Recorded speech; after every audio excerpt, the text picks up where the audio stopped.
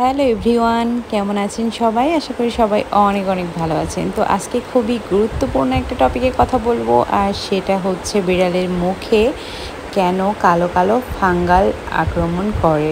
বিড়ালের মুখের আশেপাশে অনেক সময় ঘা দেখা যায়, মুখের সাইডগুলোতে মানে কিনারগুলোতে, আবার অনেক সময় জিভ কালো হয়ে যায়, মুখের দুর্গন্ধ হতে পারে। মানে বিড়ালের মুখে এক কথায় ছত্রাকের আক্রমণ হতে পারে। এগুলো কেন হয়ে থাকে? এগুলো বিভিন্ন বাজে ব্যাকটেরিয়া থেকে হয়ে থাকে, এক ধরনের ছত্রাক এগুলো।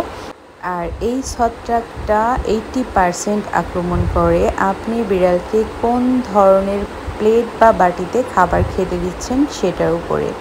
বিড়ালের বাটি বা বিড়ালের প্লেট, ওদেরকে যে পাত্রে খেতে দিবেন সেই পাত্রটা অবশ্যই সবসময় পরিষ্কার পরিচ্ছন্ন রাখতে হবে। বিড়ালকে একই প্লেটে একের পর এক খাবার দেওয়া যাবে না, অবশ্যই পরিষ্কার পরিচ্ছন্ন বাটি বা প্লেটে খাবার দিতে হবে। আমরা যেমন খাবার খেয়ে প্লেটটা ধুয়ে পরিষ্কার করে রাখি, বিড়ালের জন্য ঠিক তেমনি করে রাখতে হবে আপনার। যেহেতু আমাদের পোষা বিড়াল, সেহেতু ওদের রোগ প্রতিরোধ ক্ষমতাটা একটু হলেও কম থাকে, বা ওরা একটু মানুষের মতো অভ্যস্ততা এসে যায় ওদের মধ্যে। তার জন্য আপনার এই নিয়মগুলো মেনটেন করতে হবে। তারপর যে প্রধান কারণ সেটা হচ্ছে বিড়ালকে আপনি কিসের বাটিতে বা কোন ধরনের বাটিতে বা কোন ধরনের প্লেটে খাবার খেতে দিচ্ছেন। আপনারা অবশ্যই খেয়াল করবেন, আমি সব সময় আমার বিড়ালকে যখন খেতে দিই এই ধরনের স্টিলের বাটি বা স্টিলের প্লেট ব্যবহার করে থাকি।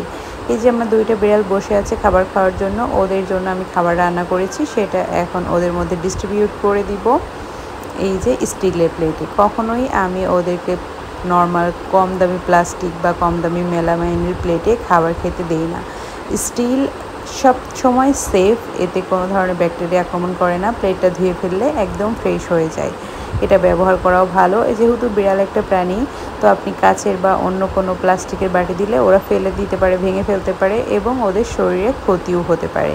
যার কারণে আপনি স্টিল ব্যবহার করবেন, সেটা ধোয়া মাজা এবং ওটা ওদের জন্য খুবই উপকারী। আমরা যেমন ছোট বাচ্চাদেরকে প্রথম যখন খাবার খেতে দিই, ডক্টরের কাছে জিজ্ঞাসা করি কোন ধরনের বাটিতে বা কোন ধরনের প্লেটে বাচ্চাকে খাবার খেতে দেওয়া সবচেয়ে নিরাপদ। তো তখন কিন্তু ডাক্তার আমাদেরকে সাজেস্ট করে থাকেন। এই তো আমার মেয়ে সোহাইরা 6 মাস পূর্ণ হয়েছে কয়েকদিন আগে, ওকে সলিড শুরু করেছি। ও হচ্ছে যখন খাবার শুরু করেছি, ওকে কিন্তু আমি স্টিলের বাটি প্লেটে খাবারটা দেওয়া শুরু করেছি। আমার বিড়ালের ক্ষেত্রেও ঠিক আমি ওইরকমই নিয়ম মেনে চলি। আপনি আমার ভিডিও যখন দেখবেন সবসময় দেখবেন ওদেরকে আমি প্লাস্টিকের বাটি বা মেলামাইনের বাটি অ্যাভয়েড করছি। কখনোই আমি এই ধরনের বাটি প্রথম থেকেই দেই নাই ওদেরকে। আমি স্টিলের বাটি কিনে নিয়েছি ওদের জন্য এবং স্টিলের প্লেট, সেই ধরনের বাটি বা প্লেটে আমি ওদেরকে সবসময় খাবার খেতে দিই। এতে আমার বিড়ালের কখনোই কোনো ধরনের ছত্রাক আক্রমণ করে না। আলহামদুলিল্লাহ, ওদের মুখে কখনো ঘা হয় না। এবং ওদের কিছু বেসিক ট্রিটমেন্ট থাকে, যেগুলো ভিটামিন মিনারেলের প্রয়োজন হয়, সেগুলো ভেট দেখিয়ে মাঝে মধ্যে অবশ্যই আপনার সেগুলো ওদের উপর প্রয়োগ করতে হবে।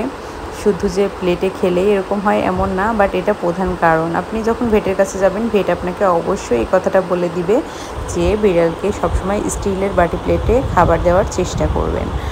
আমি সবসময় এই চেষ্টাটা করে থাকি। আপনারা যারা বিড়াল পালেন তারা অবশ্যই বিড়ালকে এই ধরনের স্টিলের বাটি প্লেটে খাবার খেতে দিবেন। একবার একটু দাম দিয়ে কিনে নিলে পরবর্তীতে আপনারা কোনো টেনশন নাই। আমার পিকাচু এবং টুকুস খুব মজা করে চিকেন খাচ্ছে এবং ভাত খাচ্ছে। কয়েকদিনের ভিডিওর ক্লিপস থেকে আমি আপনাদেরকে দেখালাম, কারণ আপনারা আমার ভিডিও যখনই প্লে করবেন তখনই দেখতে পারবেন ওদের বাটি বা প্লেট কোন ধরনের হয়ে থাকে। তো আপনাদের যাদের বিড়াল আছে তারা অবশ্যই পরিষ্কার পরিচ্ছন্ন স্টিলের বাটি বা প্লেটে খাবার দেওয়ার চেষ্টা করবেন। আপনার বিড়াল সুস্থ থাকবে, আপনিও ভালো থাকবেন। আদরের বিড়াল সুস্থ থাকলে নিজের মনের মধ্যে খুব ভালো লাগে। তো আমার ভিডিওগুলো কেমন লাগে অবশ্যই কমেন্ট করে জানাবেন। ভালো লাগলে আমার চ্যানেলটি সাবস্ক্রাইব করে আমার পাশেই থাকবেন। আজ এই পর্যন্তই, আল্লাহ হাফেজ।